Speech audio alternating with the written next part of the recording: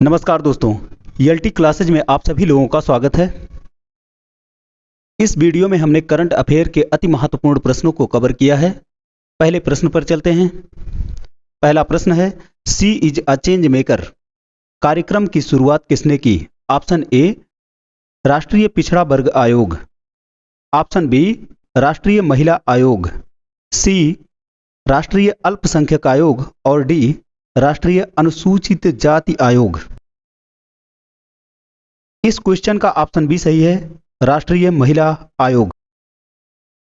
राष्ट्रीय महिला आयोग के अध्यक्ष अभी इस समय रेखा शर्मा जी हैं। सी इज अ चेंज मेकर कार्यक्रम इन्होंने ही शुरू किया है, ये राष्ट्रीय महिला आयोग ने। और सी इज अ चेंज मेकर कार्यक्रम का जो उद्देश्य है वो है महिला राजनेताओं के नेतृत्व कौशल में सुधार करना। अगले प्रश्न पर चलते हैं। अगला प्रश्न है, कोन्याक जनजाति कहाँ पाई जाती है? Option A, Maharashtra. B, Andhra Pradesh. C, Telangana. और डी, नागालैंड। इस क्वेश्चन का ऑप्शन डी सही है, नागालैंड। कोन्याक जनजाति नागालैंड की सबसे बड़ी जनजातियों में से एक है। नागालैंड के मौन जिले के ओटिंग गांव में नागरिकों की हत्या के बाद यह जनजाति चर्चा में आई है। इसके बाद अगले प्रश्न पर चलते हैं। अगला प्रश्न है, ज्ञानपीठ पुरस्कार 2022 किसे दिया गया? Option A, Damodar Mauzo. Option B, Himanshu Vajpeyi. C, Devvrat Das. और डी, गौरव चक्रवर्ती। इस क्वेश्चन का ऑप्शन ए सही है, दामोदर मौजो। 57वां ज्ञानपीठ पुरस्कार 2022 में जो दिया गया है वो दामोदर मौजो को दिया गया है। एक कोंकणी भाषा के लेखक हैं। 56वां ज्ञानपीठ पुरस्कार की घोषणा अभी हाल ही में की गई है। ये 2021 के लिए घोषणा की गई है। 56वां ज्ञानपीठ पुरस्कार ये नीलमणि फुकन जूनियर जी को देने की घोषणा की गई है। नीलमणि फुकन जो हैं ये असमिया कवि हैं। ज्ञानपीठ पुरस्कार की स्थापना 1965 ईस्वी में की गई। इसमें 11 लाख रुपए की धनराशि दी जाती है, साथ ही साथ वाग्देवी की प्रतिमा दी जाती है और प्रशस्ति पत्र भी दिया जाता है। पहला ज्ञानपीठ पुरस्कार 1965 ईस्वी में जी शंकर कुरूप को दिया गया। मलयालम भाषा में उनकी पुस्तक औटिकुट्टम के लिए दिया गया था। ध्यान रहे दोस्तों, औटिकुट्टम को कई जगहों पर औटिकुशलम लिखा रहता है। हिंदी भाषा का जो पहला ज्ञानपीठ पुरस्कार दिया गया वो 1968 में सुमित्रा नंदन पंत को दिया गया।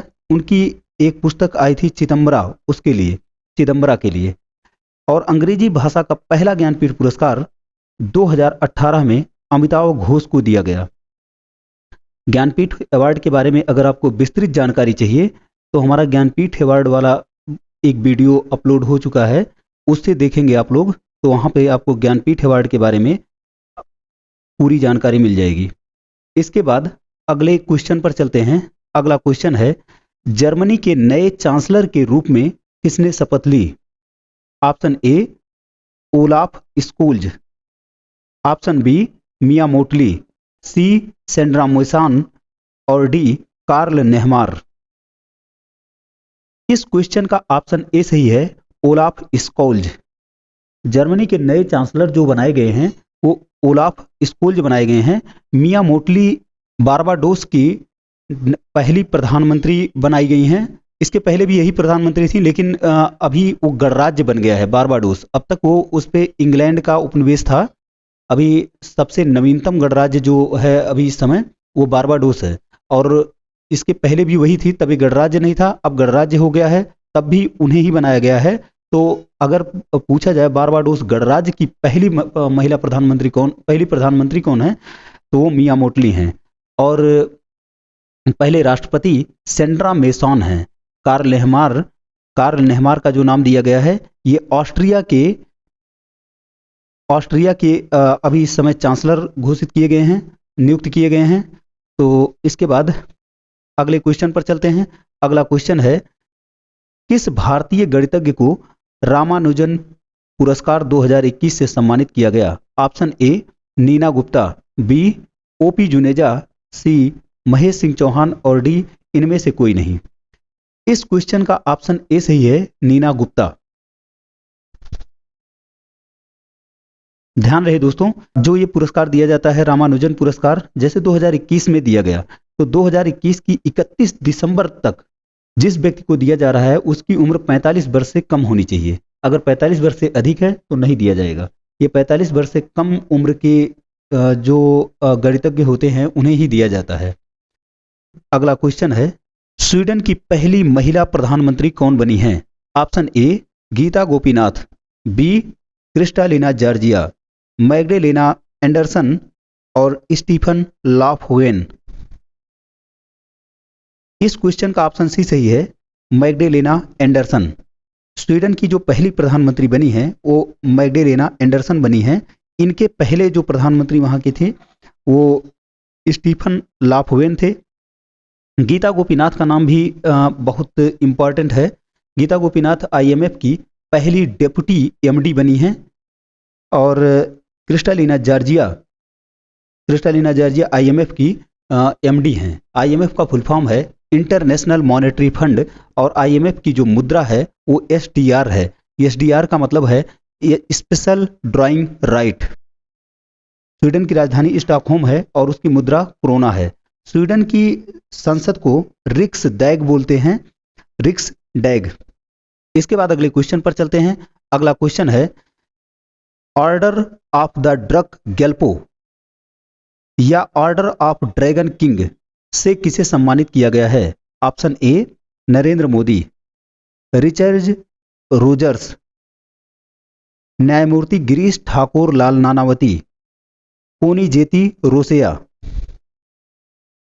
इस क्वेश्चन का ऑप्शन ए सही है, नरेंद्र मोदी। ध्यान रहे दोस्तों, ये order of the drug Gyalpo या फिर इसे ऑर्डर ऑफ ड्रैगन किंग कहा जाता है।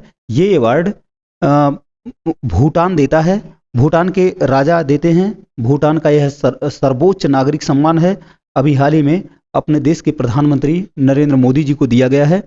इस पुरस्कार का दूसरा नाम है नगदग पेलजी खोरलो। भूटान के जो राजा अभी इस समय हैं वो जिग्मे खेसर नामग्याल वांगचुक जी हैं।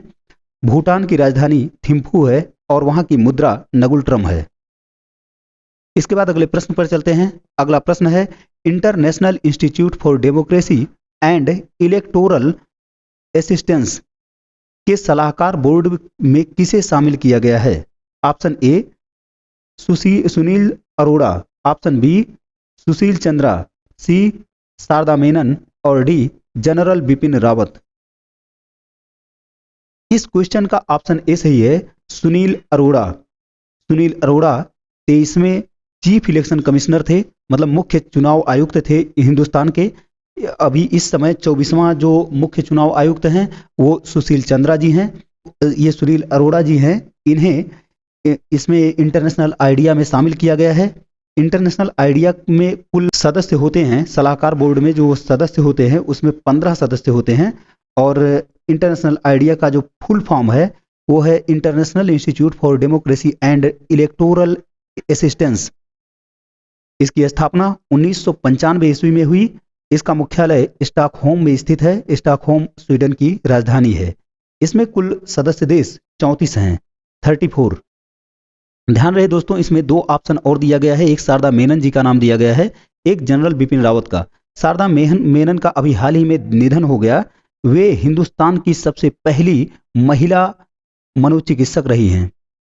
और इसके अलावा जनरल बिपिन रावत का नाम दिया गया है। ये दोनों लोगों का नाम एग्जाम में पूछे जाने का बहुत ही ज़्यादा चांस है, बहुत ही अति महत्वपूर्ण क्वेश्चन है ये। तो इसमें जनरल बिपिन रावत का भी देहांत हो गया।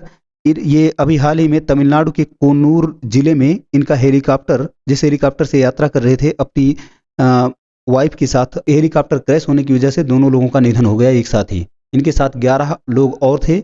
हेलीकॉप्टर का नाम था MI-17B5। उसके दुर्घटनाग्रस्त होने की वजह से इनका निधन हो गया। ये उत्तराखंड के पौड़ी गढ़वाल के रहने वाले थे, सैड गांव के। इसके बाद अगले क्वेश्चन पर चलते हैं। अगला क्वेश्चन है, किस राज्य की सरकार ने राज्य की पुलिस की पिंक फोर्स की शुरुआत की है? किस राज्य की सरकार ने राज्य की पुलिस में पिंक फोर्स की शुरुआत की है? Option A Assam, B Goa, C Haryana और डी महाराष्ट्र। इस क्वेश्चन का ऑप्शन बी सही है, गोवा। गोवा की सरकार ने पिंक फोर्स की शुरुआत की है। इसकी शुरुआत महिलाओं, बच्चों और पर्यटकों के खिलाफ अपराध जो हो रहे हैं उनसे निपटने के लिए की गई है, पिंक फोर्स। इसके बाद अगले क्वेश्चन पर चलते हैं। अगला क्वेश्चन है, किस राज्य की सरकार ने मिशन गुणोत्सव शुरू किया है? ऑप्शन ए उड़ीसा, बी पश्चिम बंगाल, सी झारखंड और डी असम। गुणोत्सव मिशन, इसकी शुरुआत असम सरकार ने की है। इसका उद्देश्य शिक्षा की गुणवत्ता में सुधार करना और शिक्षण अधिगम की प्रक्रिया को और अधिक जवाबदेह बनाना है। इसी के साथ यह वीडियो समाप्त होता है दोस्तों। यदि वीडियो पसंद आ रहा है तो वीडियो को लाइक करें, चैनल को सब्सक्राइब करें और अपने दोस्तों में शेयर करना ना भूलें। नोटिफिकेशन के बेल आइकन को जरूर क्लिक करें, इससे आपको हर वीडियो का नोटिफिकेशन आराम से मिल जाया करेगा। जय हिंद।